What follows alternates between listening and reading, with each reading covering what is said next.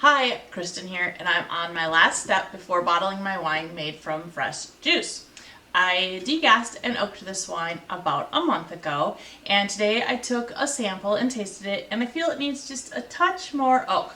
So I'm going to add a little bit more oak using these cubes. Cubes are a nice option to finish off a wine that could use a little more oak because the surface area is less than chips.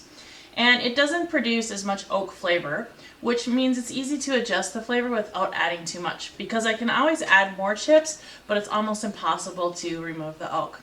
I'm also going to clarify this wine at the same time, and I'm going to use a two-step clarifier with the Kiesersaal and Kaisersaal. But first, I need to transfer this wine off of the sediment, so I'm going to do that first and then I'll be back.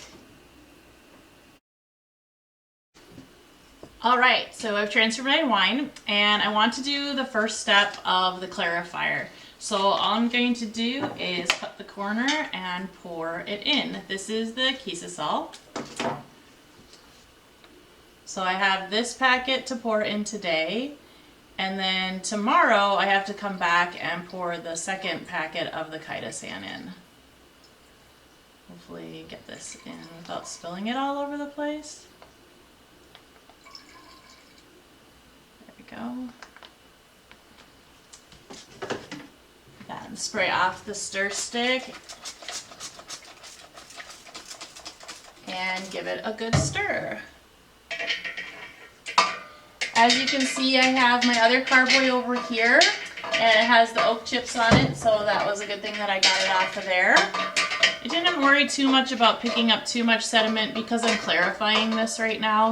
So all of anything that I picked up will drop to the bottom with these clarifiers. Alright, so that's good enough for stirring.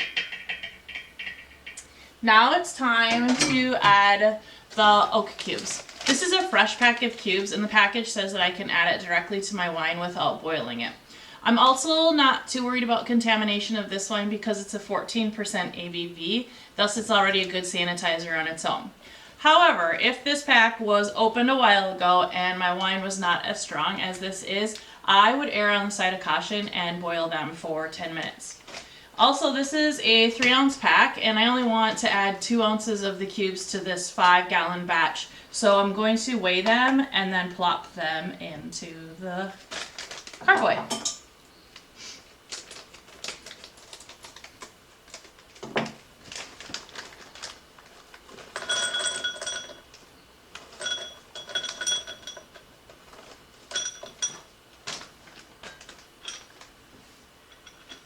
And there's no rhyme or reason to this, just plop them in. They are going to float at first, but as they get the wine absorbed into them, they will sink to the bottom.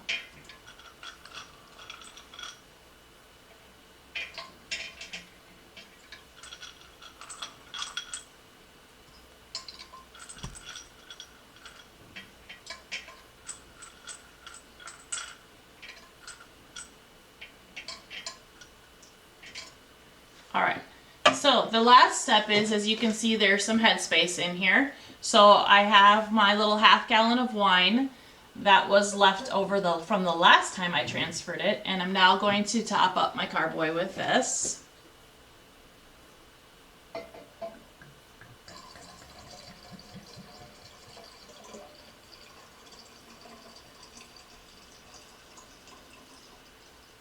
And since this is the last transfer that I'm going to do with this wine, I can take this wine and actually I could drink it if I wanted to, or I can use it for cooking wine. It's perfectly good and it tastes pretty good too, as a matter of fact.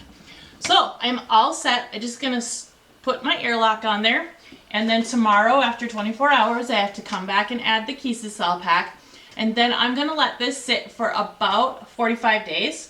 Or until I feel like I've achieved the oak flavor that I want, and then I'm just going to bottle it. So this is the final step in our winemaking series from Fresh Juice. I hope that you enjoyed it, and I hope that you make fabulous wine on your own from your own fresh juice. If you'd like to see more of our videos, please subscribe to this channel and check out my other videos on how to make cider and mead. Cheers, and here's to great winemaking.